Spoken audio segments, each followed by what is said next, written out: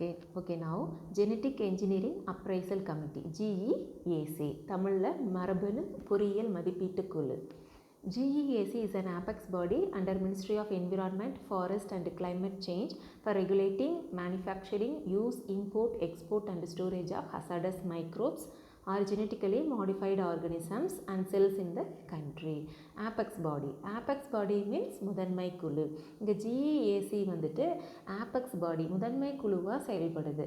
என்ன பர்பஸ்க்கு அப்படின்னு பார்த்தீங்கன்னா for regulating manufacturing, அதாவது இப்போ இந்த genetically modified organisms அல்லது hazardous microbes இது எல்லாமே வந்துட்டு மேனுஃபேக்சர் பண்ணுறதுக்கோ இல்லை யூஸ் பண்ணுறதுக்கு இம்போர்ட் எக்ஸ்போர்ட் அண்ட் ஸ்டோரேஜ் பண்ணுறதுக்காக இதுதான் வந்துட்டு நமக்கு என்னவா செயல்படுது, முதன்மை குழுவாக செயல்படுது.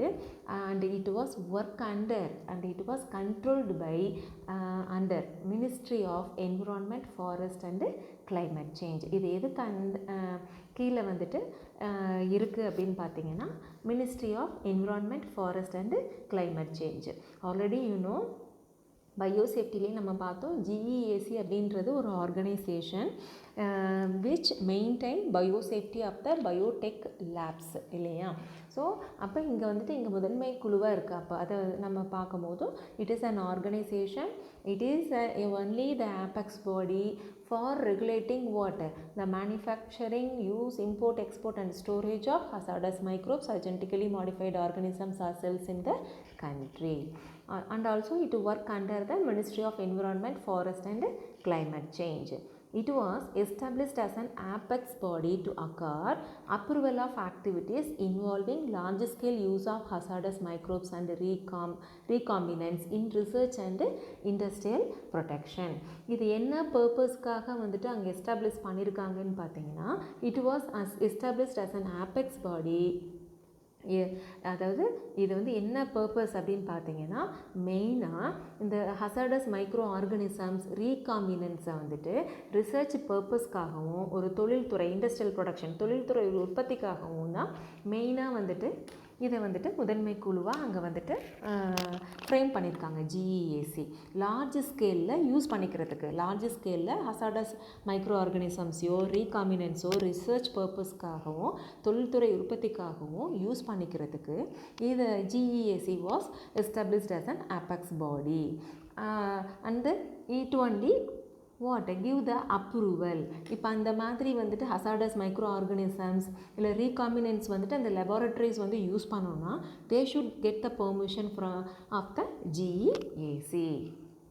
The GEAC is also responsible for approval of proposals relating to release of genetically engineered organisms and products into the environment, including experimental field trials. இப்போ GEAC இதுக்கு முன்னாடி பார்த்தீங்கன்னா GEAC வந்துட்டு பயோ டெக்னாலஜி லெபார்ட்ரிஸில் வந்துட்டு லார்ஜ் ஸ்கேலில் ஹசார்டஸ் மைக்ரோ ஆர்கனிசம்ஸ் ரீகாம்பினன்ஸ் வந்துட்டு research பர்பஸ்க்காக use பண்ணிக்கிறதுக்கு வந்துட்டு எங்கள் GEACயோட அப்ரூவல் வந்து வாங்கணும். அதுக்கு வந்துட்டு அங்கே GEAC வந்துட்டு அங்கே முதன்மை குழுவாக அங்கே வந்து ஆக்ட் பண்ணுது. அதே சமயம் it also responsible for what this GEAC it also responsible for release of genetically engineered organisms and products. இப்போ genetically modified organisms and products environmental release பண்ணணும்னா they should get the permission approval from the GEAC. அது எப்போ including experimental field trials. அது எப்படி release பண்ணுவாங்கன்னா after the field trials. இப்போ அவங்க permission கேட்குறதுக்கு அப்ளை பண்ணுறாங்கன்னா for what purpose they are asking permission. So அப்போ அது ஓகேவா அப்படின்றத வந்து ஆஃப்டர் நம்பர் ஆஃப் ஃபீல்டு ட்ரையல்ஸ்க்கு அப்புறம் தான் they can get the permission easily. So that is the main work of the GEAC. So GEAC வந்துட்டு நமக்கு எதுக்கு அப்ரூவல் கொடுக்குது, பயோசேஃப்டி ஆஃப் த லெபார்ட்ரிஸ் வந்துட்டு மெயின்டைன் பண்ணுறதுக்கு, plus also hazardous micro organisms அல்ல ரீகாம்பினன்ஸ் வந்துட்டு லார்ஜ் ஸ்கேலில் ரிசர்ச் பண்ணுறதுக்காகவோ இண்டஸ்ட்ரியல் ப்ரொடக்ஷனுக்காகவோ அவங்க வந்துட்டு யூஸ் பண்ணணுன்னா for that also they should get the approval and permission from the GEAC and also this GEAC responsible for release of genetically engineered organisms and products into the environment. For that those labs should get the permission from the GEAC. So So that's all about the GEAC. Next one, future of biotechnology. Okay, now future of biotechnology. Future of biotechnology means biotechnology எதிர்காலத்தில் நமக்கு எப்படி இருக்க போகுது அப்படின்றது தான். Biotechnology has become a comprehensive scientific venture from the point of academic and commercial angles within a short time with the sequencing of human genome and genome of some important organisms. இப்போது biotechnology நமக்கு எப்படி இருக்குதுன்னு பார்த்திங்கன்னா காம்ப்ரிஹென்சிவ்னா விரிவான, scientific venture அப்படின்னா துணிகர. அதாவது இப்போ நமக்கு பயோடெக்னாலஜி எப்படி இருக்குன்னா ஒரு எலாபரேட்டான போல்டான ஒரு ஆக்டிவிட்டியாக தான் இருக்குது. எங்கே பார்த்திங்கன்னா இந்த point of academic and academic means அந்த அறிவுசார் இன்டலெக்சுவல் ப்ராப்பர்ட்டி ரைட்ஸ் நம்ம இதெல்லாம் பார்த்தோம் இல்லையா, in that field and also commercial angles within a short time with the sequencing of human genome and genome of some important organisms. இந்த short டைம்லேயே human genome sequence பண்ணுறதுக்கும் and genome of some important organisms.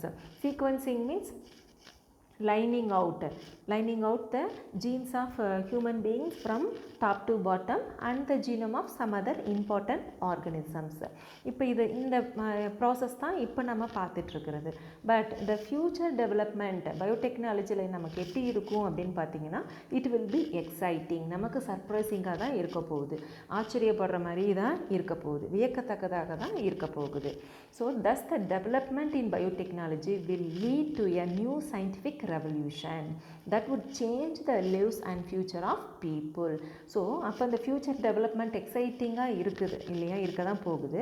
So அந்த development ஏன் அப்படின்னு பார்த்தீங்கன்னா because of the development in biotechnology that leads to what? A new scientific revolution. So அந்த biotechnology development இந்த மாதிரி போயிட்டுருக்கிறனால இது வந்து நமக்கு it will leads to what? A new scientific revolution. அதனால் நமக்கு என்ன இருக்க போகுது? நமக்கு வந்துட்டு ஒரு அறிவியல் புரட்சி கண்டிப்பாக அங்கே உருவாகிறதுக்கு வாய்ப்பு இருக்குது. ஸோ அதனால வாட் ஹேப்பன்ஸ், அந்த சயின்டிஃபிக் ரெவல்யூஷன் நடக்கிறனால நமக்கு என்ன மாற்றம் வரப்போகுதுன்னு பார்த்தீங்கன்னா that would change the lives and future of people. Okay, like industrial and computer revolution, biotechnological revolution will also promise major changes in many aspects of modern life. எப்படி நமக்கு industrial computer revolution நடந்துச்சோ அதே மாதிரி biotechnology revolution வந்துட்டு நமக்கு நம்மளோட modern life இன் ஃப்யூச்சரில் modern லைஃப்பில் நமக்கு எப்படி இருக்குன்னா நம்ம வியக்கத்தக்க மாற்றங்களில் வந்து கொடுக்கக்கூடியதாக தான் கண்டிப்பாக இருக்கும் அப்படின்றது தான் நம்ம இதில் பார்க்குறோம். Okay, that's all about the future of biotechnology.